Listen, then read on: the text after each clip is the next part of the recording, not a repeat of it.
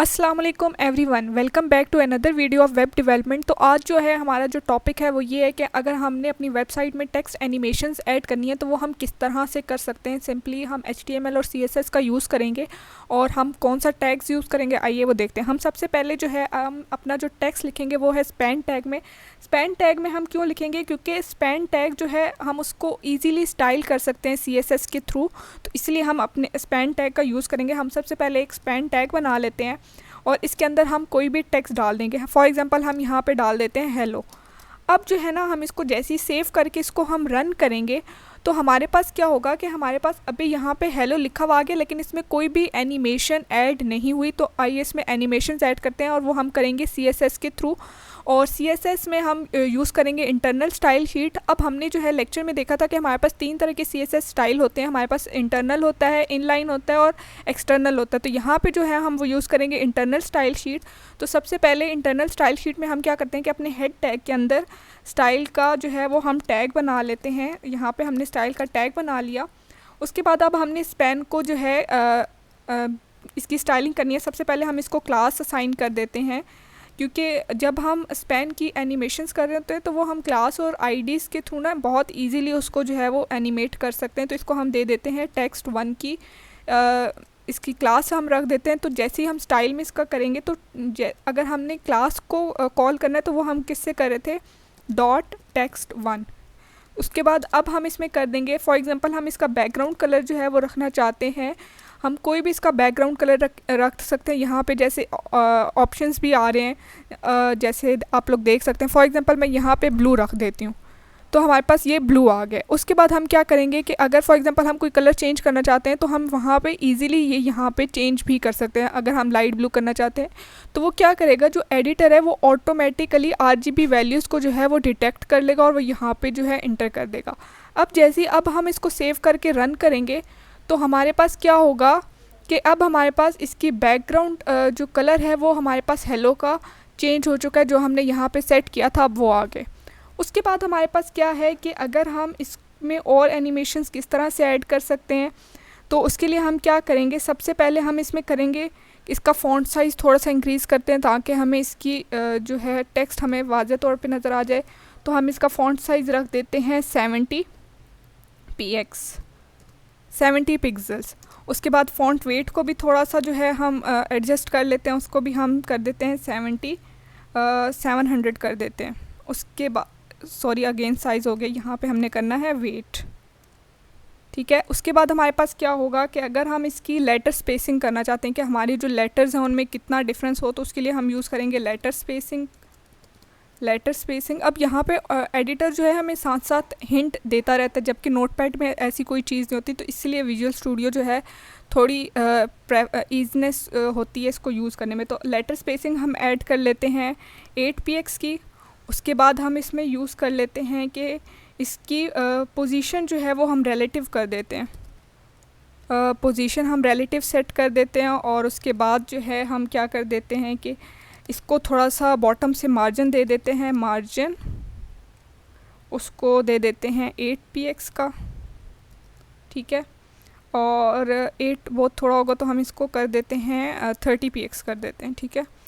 उसके बाद हम क्या करेंगे, अब ना हमने इसमें एनिमेशंस ऐड करनी है। अब ये इतना प्रोसेस हो गया, इसको सेव करके हम जब देखेंगे तो हमारे पास क्या है कि अब ये हमारे पास इसका टेक्स्ट साइज़ भी बड़ा हो गया और इसका जो है ना ये थोड़ा सा बोल्ड भी हो गया।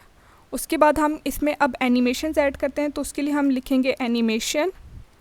और अब यहाँ पे ना हमने 3 एट्रीब्यूट्स देने होते हैं। फर्स्ट एट्रीब्यूट के हम की रेफरेंस जो है वो इसमें यूज़ करते हैं, की फ्रेम्स को यूज़ करते हैं।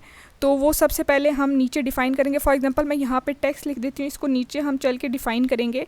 और इसको अब यहाँ पे हमने जो सेकंड एट्रीब्यूट होता है वो होता है ड्यूरेशन का, कि हम इसमें कितनी ड्यूरेशन जो है वो लगाना चाहते हैं।